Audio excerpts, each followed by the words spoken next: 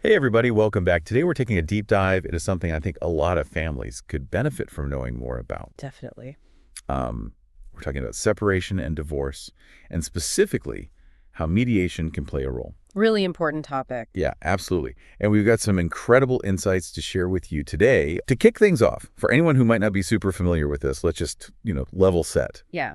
What exactly are we talking about when we say mediation in this context? Sure. So I think the simplest way to think about it is it's a way for couples who are separating or divorcing Hmm. to work together, Okay. to come up with a plan for their future, and especially for the future of their children. Okay, so it's not like going to court, right? Right. Where a judge is the one making all the decisions. Exactly. It's not about, one person winning and one person losing. Right. It's about finding solutions that work for everyone. So you're working with a mediator who's this like neutral third party. Exactly. They're there to help you and your, ex-partner to communicate better and to sort of guide the conversation. Okay. So you can actually make decisions together.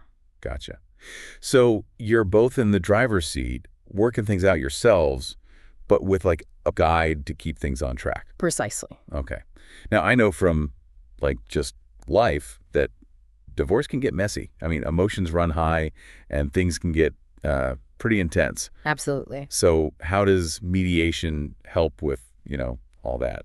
Well, I think one of the biggest benefits is that it can actually help reduce stress for everyone involved. Okay, interesting. Because instead of fighting, you're actually trying to work together. And when you're not constantly battling, it can, create a more peaceful environment. Makes sense. Less conflict, less stress. Right. And that's really important for the children, too. They pick up on that tension. Oh, absolutely. And it can be really damaging for them. So by working things out in a more collaborative way, you're actually helping your kids to cope better with the changes that are happening. Yeah, that's huge.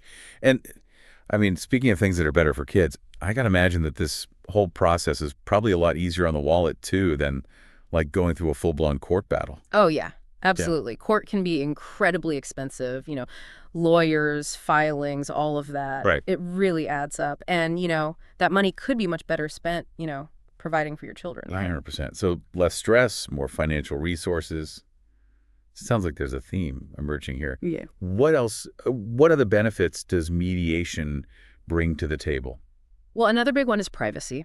Okay, explain that. How so? So unlike court proceedings, which are public record, mediation is confidential. Interesting. What you talk about in the sessions stays there. Okay, so it's like a safe space to really work through things without worrying about like judgments or anything like that. Exactly.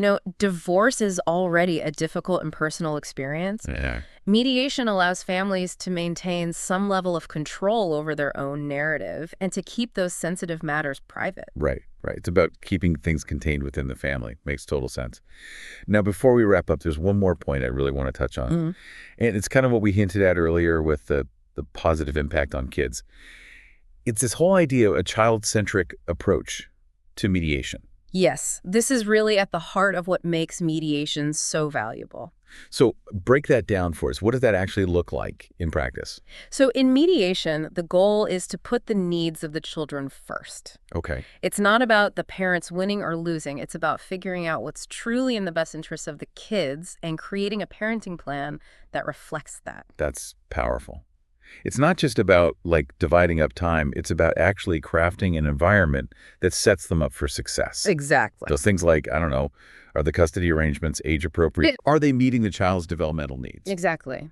And it could even involve, taking into consideration the child's own wishes, depending on their age and maturity level. That makes sense, giving them a voice in the process. Exactly. It's about recognizing that even though the parents' relationship is changing, their roles as parents continue. Mm-hmm. Powerful stuff. Okay, so to kind of recap what we've covered today, it sounds like mediation offers a path to separation or divorce that's, less stressful, less expensive, more private, and honestly, just more focused on what's best for the kids. I think that's a great summary. It's not about approaching this as a battle to be won, but as a collaboration, right? Exactly. It's about shifting from that adversarial mindset to one of cooperation and co-parenting. So for anyone listening who might be going through this right now, or even just thinking about it, it's worth considering, right? Absolutely. I would encourage anyone in this situation to explore whether mediation might be the right fit for their family. Great advice. Well, this has been incredibly insightful. Thanks for joining us on this deep dive into mediation. My pleasure. To everyone listening, as you navigate this difficult chapter, remember that finding a path forward that prioritizes well-being, especially that of your children, is key. And even if your circumstances, require legal intervention, approaching it with a spirit of cooperation can make all the difference in the world. Couldn't agree more. We'll see you next time for another deep dive. See you then. Bye, everyone. Bye.